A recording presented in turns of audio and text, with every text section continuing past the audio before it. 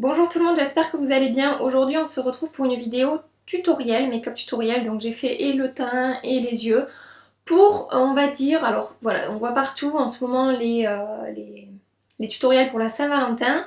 J'ai pas envie d'appeler ça un tutoriel pour la Saint-Valentin parce que c'est pas parce que c'est la Saint-Valentin qu'il faut se faire emmener au resto par son mec.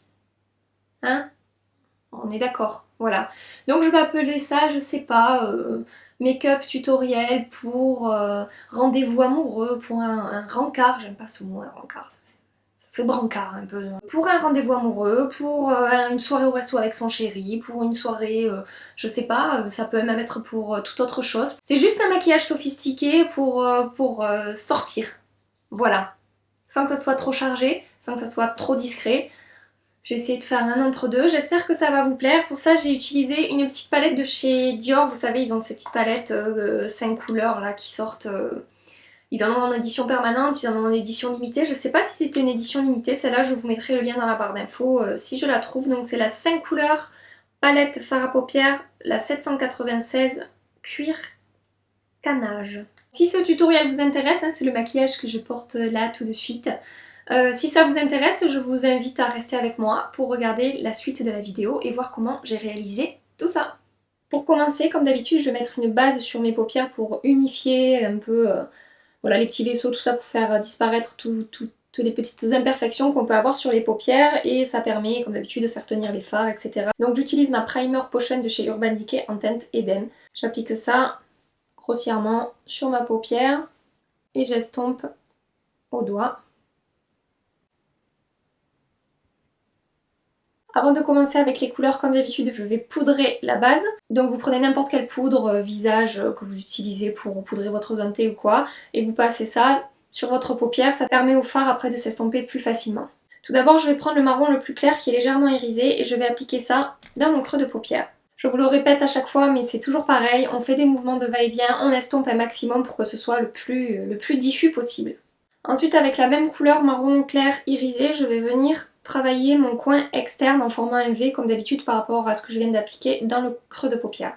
Avec un pinceau ombreur plat, pour appliquer de la matière sur toute la paupière mobile, j'utilise tout le temps celui-là, moi c'est le 222 de chez Zoeva. Si vous cherchez un pinceau de super qualité pour appliquer les fards sur la paupière mobile, il est vraiment super, il attrape bien la matière, il y a vraiment de quoi bien travailler.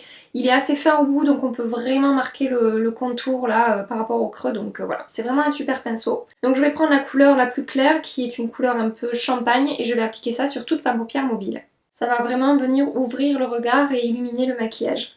Avec un pinceau un peu boule crayon, je vais prendre la couleur marron qui est au milieu de la palette et je vais venir intensifier mon coin externe en remontant délicatement dans mon creux de paupière en restant du côté externe de l'œil.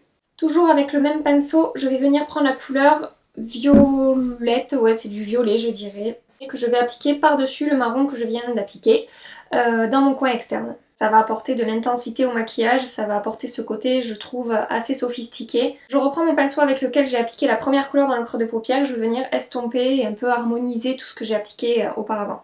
Avec un pinceau fluffy, je vais prendre la couleur irisée champagne et je vais appliquer ça sous mon arcade sourcilière pour illuminer cette zone et estomper de nouveau les bords du maquillage. Je voulais que le côté violet ressorte un peu plus dans le coin externe, du coup j'ai pris un petit fard de chez MAC que je vous avais présenté dans mon dernier haul qui est le Worthy Velvet et voilà, qui est un violet assez lumineux mais mat, je sais pas comment vous dire, c'est pas irisé mais c'est pas non plus totalement mat. Bref, et avec mon petit pinceau boule, j'ai appliqué ça vraiment hyper précisément, je vais vous le refaire, hein, juste ici dans le coin externe pour faire ressortir un peu la couleur violette de ce maquillage. Maintenant, je vais venir prendre mon pinceau biseauté de chez Zoeva, qui est le même que d'habitude, le 317. Je ne me sers que de celui-là pour faire mon trait de liner quand je le fais avec soit avec du gel, soit avec un fard à paupières. Et je vais venir humidifier mon pinceau et prendre la couleur violet foncé qui tire vraiment sur on va dire c'est du noir qui tire un peu sur du violet tellement elle est foncée. Et je vais appliquer ça comme un liner le long de mon ras des cils.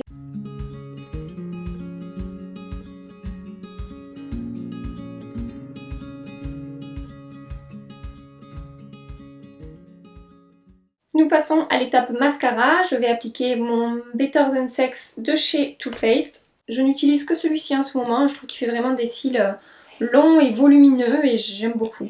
Sachez que je ne porte jamais de faux cils, je sais pas si je vous l'ai déjà dit ou pas, mais c'est pas... je sais pas, c'est pas mon truc. Vous ne me verrez jamais appliquer des faux cils. Voilà.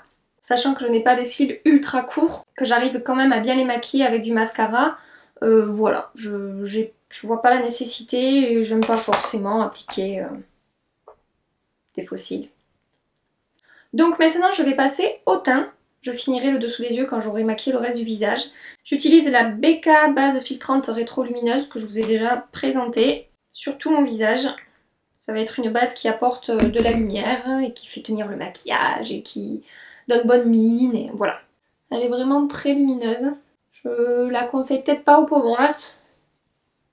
Mais après moi qui ai la peau mixte, ça me fait pas bouger mon maquillage donc c'est une base que j'utilise souvent. Me voilà toute lumineuse comme vous pouvez le voir. Elle apporte vraiment, vraiment une jolie lumière sans que ça soit trop. Sachez que ça ne laisse pas du tout un film gras sur la peau. Au début on a l'impression et puis après c'est vraiment c'est absorbé par la peau et voilà on a la peau hydratée mais pas du tout grasse hein, et c'est pour ça que j'aime cette base moi avec ma peau mixte. Comme fond de teint, je vais utiliser mon fond de teint Make Up Forever, le Ultra HD. Je vous l'ai présenté dans la vidéo de mes 5 fonds de teint favoris. J'utilise ce fond de teint pour ces occasions-là parce que voilà, c'est un fond de teint qui va vraiment... ça va camoufler quand même bien mes rougeurs, sans être hyper couvrant, ça va vraiment avoir un effet très naturel. Il ressort très bien en photo, je sais pas si vous voulez faire des selfies avec votre copain, j'en sais rien, chose que je ne fais pas vraiment, mais bon, ça peut arriver, voilà. Il est parfait pour ce genre d'occasion. Un petit conseil que je peux vous donner quand vous voulez vraiment un rendu naturel avec un fond de teint, appliquez-en le plus, c'est-à-dire là où vous allez appliquer le plus de matière, c'est là où vous allez avoir besoin de plus de couvrance, les imperfections, tout ça, donc moi c'est à ce niveau-là. Et après, avec ce que j'ai, le reste sur le pinceau, je vais étirer la matière et appliquer le reste sur les zones où j'ai pas vraiment besoin de fond de teint, donc ça va unifier, mais je vais pas appliquer 3 tonnes de matière, je trouve que ça rend quelque chose de plus naturel que si vraiment je mets quelque chose de, comment dire, je fais tout un masque de fond de teint sur mon visage, voilà, donc j'applique vraiment là où j'ai besoin de couvrance à la base, donc vous savez je pars toujours de là moi, et après j'étire dans les zones où j'ai pas, le front par exemple, j'ai pas besoin de couvrance, vraiment avec ce qui reste sur le pinceau, je vais venir faire mon front, et avec ce qui me reste sur la main, je descends dans le cou comme d'habitude. Je vais prendre mon correcteur de chez Benefit, le Erase Paste comme d'habitude, pour venir camoufler le violet de mes cernes. Et j'applique soit au doigt en tapotant sur mon cerne.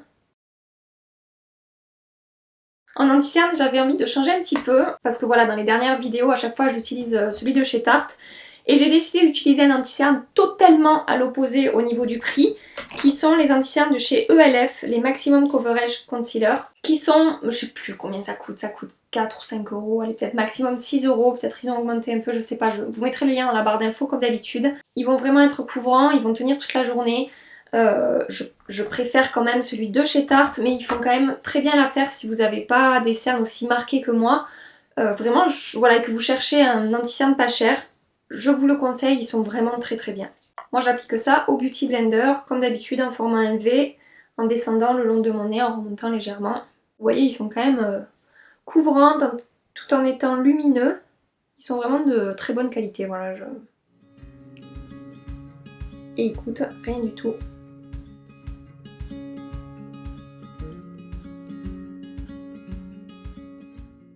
En attendant que l'anti-cerne sèche un petit peu avant de le poudrer, je vais venir réchauffer mon teint avec un crayon de chez Smashbox. Donc il s'agit du Step by Step Contour Stick. Donc j'applique ça le long de l'ossature de ma joue, un petit peu sur le front, un petit peu sur l'os de la mâchoire et je vais venir estomper avec mon Beauty Blender. Je vais mettre un petit peu aussi sur mon nez. Poussons la chose.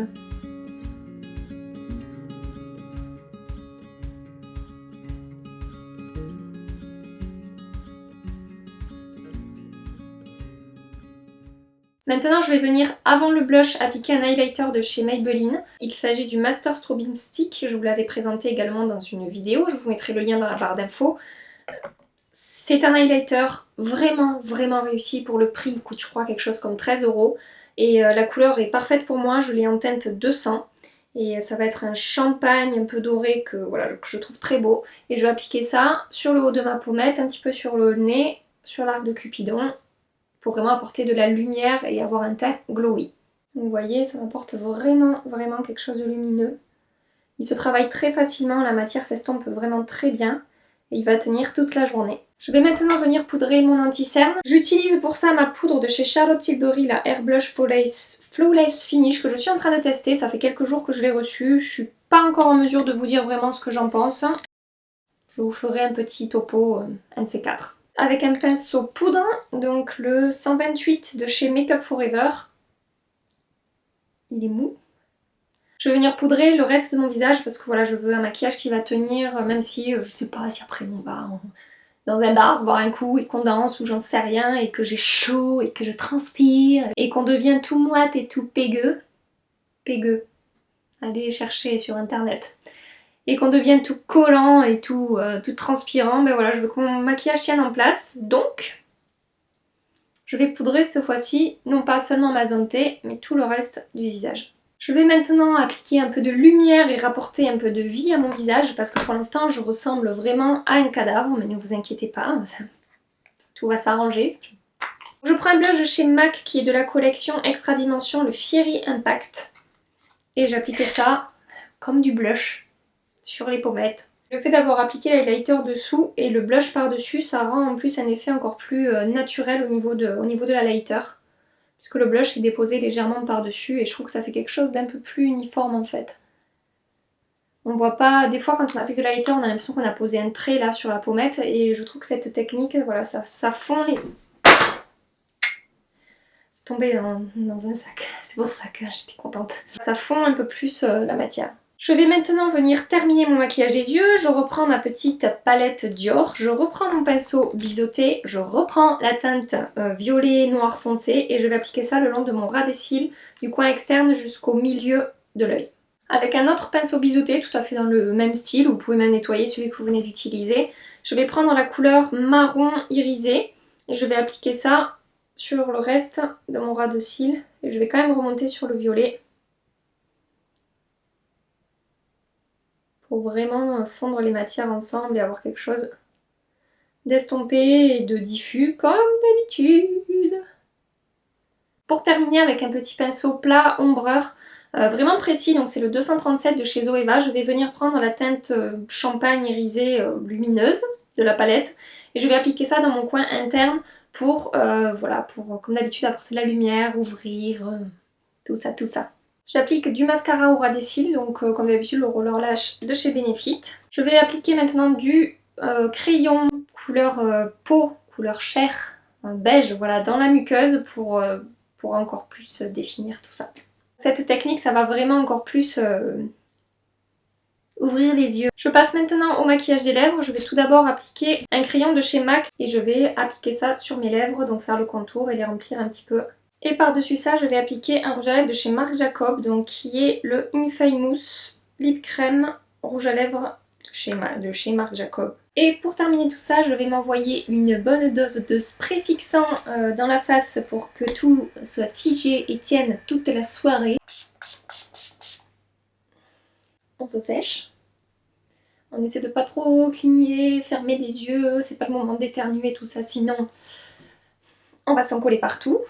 Donc voilà, pour le résultat final, je vais vous faire un petit zoom pour que vous puissiez voir de plus près.